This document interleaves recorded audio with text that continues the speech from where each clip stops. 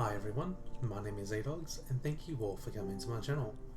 So today we'll be looking over one of the new decks that came out in Set 10, which is the Great Sage of Heavenly Lord Solrairon.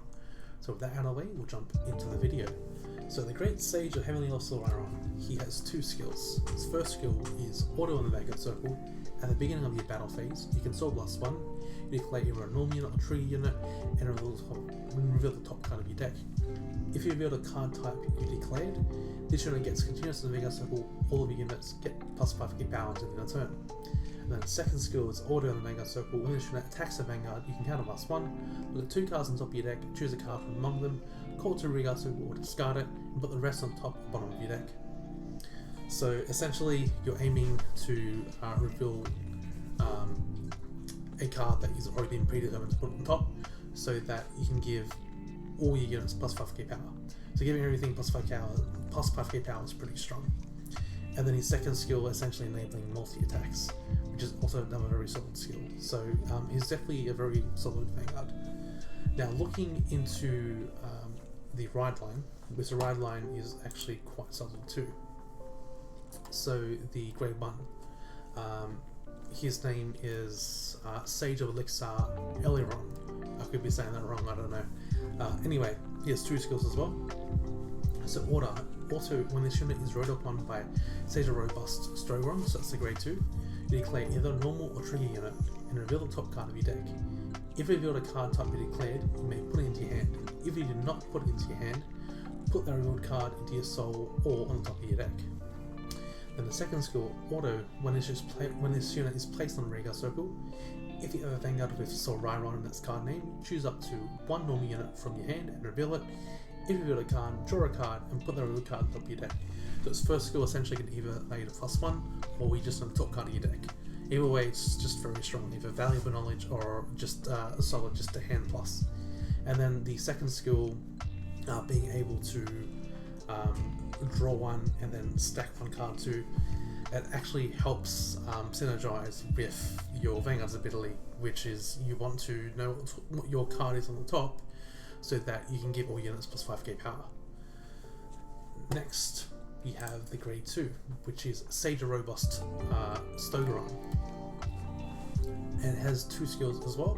So Auto, when this unit is rode upon by a unit with Solrairon in its card name, choose a Sage of Elixir Eliron from your soul and call that card and this card to Vanguard Circle. And then Auto Vanguard Circle, when a normal unit is revealed by the ability of your Vanguard with Solrairon in its card name, this unit gets Auto Vanguard Circle. At the end of the battle that this unit attacked, cost retire this unit and counter charge 1 until the end of the turn. So the first skill is very strong, essentially getting 2 Vanguards for free. It's kind of like with the Alma Jester ride line. 2 bodies straight up, really strong, so it's less cards you have to commit from hand. And then the second skill essentially giving you a counter charge as long as a normal unit was revealed by the ability of your Vanguard, is also very solid too. It essentially means that your multi-attack skill for Solrairon will essentially be free at the end of the battle for the fact that he kills himself to counter charge 1, which means it also clears space for Solrairon to be able to call Maria to an empty Vanguard Circle in the front row. So a very, very nice Grade 2. Now with the support card that they got, they had the Academic of Demonstration. Academic of Demonstration. Sorry, I had a bit of a brain fart there. So Order Vanguard Circle, when a normal unit is revealed by the ability of Vanguard with Solrairon on its card name, until the end of the turn, this unit gets boost and plus 5,000 power. This is just a very, very solid Grade 2, giving itself boost as long as you reveal a normal unit, and then also getting 5k power. So with that on top of Solrairon giving everything plus 5k power as well, this essentially becomes a 20k booster. So that's definitely very strong behind the Vanguard or any circle. It's going to be really good. So definitely very solid rare. Next we have Dependable Pierce Dragon, and he has 2 skills. So his first skill is when this unit is placed on the Vanguard Circle, if you have a Vanguard with Solrairon in its card name, choose up to 1 normal unit from your hand and reveal it. If you reveal a card, draw a card and put that revealed card on top of your deck. So it's essentially kind of the same thing with the Grade 1. being able to stack a card on the top, so you know you're going to reveal for Solrairon's first ability to give all units 5k power. And then the second skill is Auto Regal Circle once per turn. When a normal unit is revealed by the ability of your Vanguard with Solrairon in its card name, this unit gets Auto Regal Circle. When this unit attacks, you may have this unit get plus 5,000 power at the end of battle. If you do, put this unit into your soul at the end of battle until the end of the turn. So again, it becomes a 23k attacker, because again, if you use the skill Solrairon, you reveal a normal unit, he gets extra power and becomes a solid beater by himself. So all the cards so far, support cards that they've got, synergizes really well with Solrairon. Just kind of makes some really strong columns. And then lastly, another card that was in set 10 that has both synergy with Hexerorb, I guess, and Solrairon, which was when it's just placed on a Regal Circle, look at the top card of your deck and put it on the top or bottom of your deck. If you put a card on the bottom, you can look at the top card of your deck. Essentially, just a kind of bit of a consistency boost, as again, if you don't see the dependable dragon, there isn't usually many ways to know what the top card of your deck is. And if you know what the top card of your deck is when you use Solrairon's ability, potentially you could whiff, and then you don't give any of the units power. Now, one problem I do see with Solrairon is because you call both the Grey 1 and Grey 2 out, when Solrairon runs over the Grey 1 and 2, you're only left with one soul. So once you use Solrairon once, that's it. You have to either hope you get Persona Ride, or you have to hope that you get a dependable dragon, as that will give you a soul. And then obviously the second problem I see with Solrairon as well is if you declare the top card wrong, because you had no ways of actually checking it, you don't get that power, and that power does mean a lot because it's giving everything plus 50 power and makes strong columns.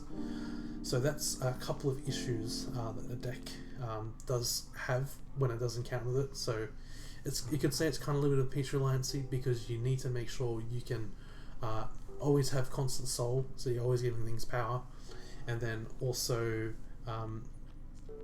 always knowing what the top card of your deck is. Now, there are a couple of cards in both set 8 and set 9 that I think do have some synergy with Solrairon as well. So the first one was the Magic Alteration Turner. So her skill was Auto Regal Circle. At the end of battle, this unit attacked while boosted. If your damage zone had 3 or more face down cards, you can put this unit in your soul and counter just 1. So I thought that was quite a neat card to have in Solrairon, as it both gives you both counter charge and soul, so they're both very variable. Now, I thought also another card that definitely could synergize well with the deck was this card here. So this is the Dragon Tree Ret's Soldar Succub. So back row, once per turn, when your Regal is placed in the front row of the same column as this unit, you can counter +1 and draw a card.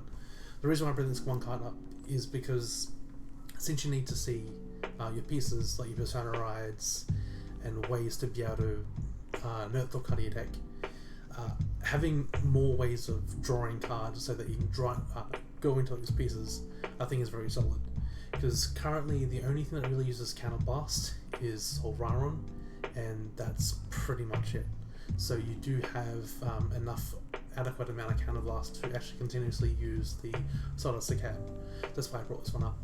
And then lastly, because we are able to stack cards on top of our deck, we can actually enable more than 4 attacks every turn, provided we have the right setup. The reason I bring this up is because of this girl's skill.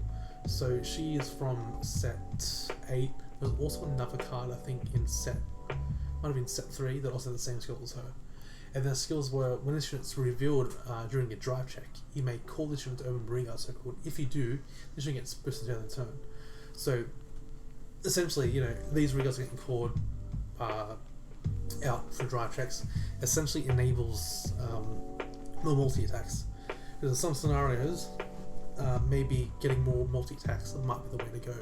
So I thought that this would have some decent synergy. And as I said, you can do that, as I said, because of the Grey 1, which allows you to stack your deck, and also the Dependable Dragon. So essentially, you can get 5 attacks instead of 4 in some scenarios every turn.